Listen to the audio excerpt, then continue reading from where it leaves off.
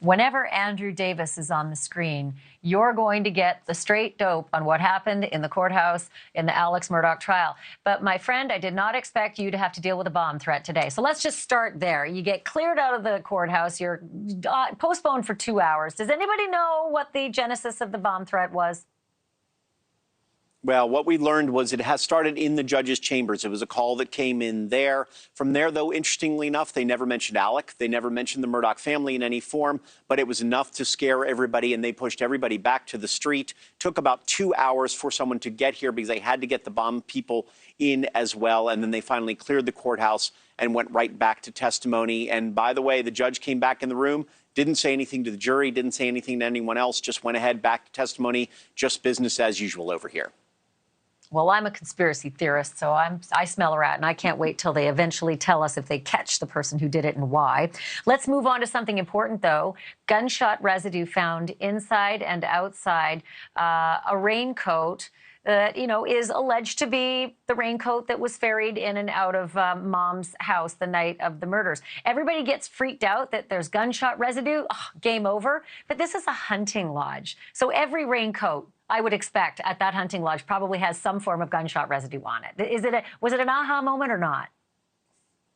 No, it really wasn't by the time they were done. The expert did say it was significant amounts inside that raincoat, 38 traces by the time they were done. But the defense really knocked it down and said, well, how long has it been sitting there? Gunshot residue can sit around for 4 years before we even keep track of it there. So they said, well, when did it happen? She can't trace it back to the shooting. She can't trace a timetable back to it. So it's a hunting lodge. As you said, you've got ATVs, you've got everything out there. And unfortunately, I don't think it really made a big dent in the mind of the jury.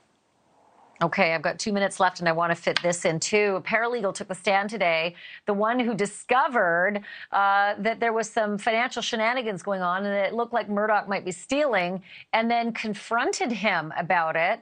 And then all of a sudden, his wife and son are dead. Is the prosecution trying to suggest, I can't even believe I'm saying this out loud, Murdaugh killed his wife and son to slow down his law firm from investigating his theft? Is that the idea here?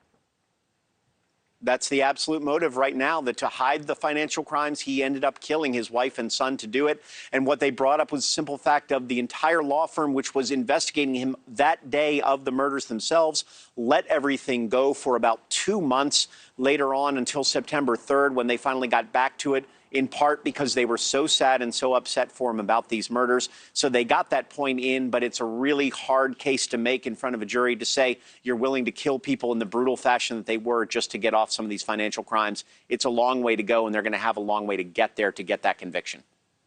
And I'm going to squeeze in real quick with only a minute left.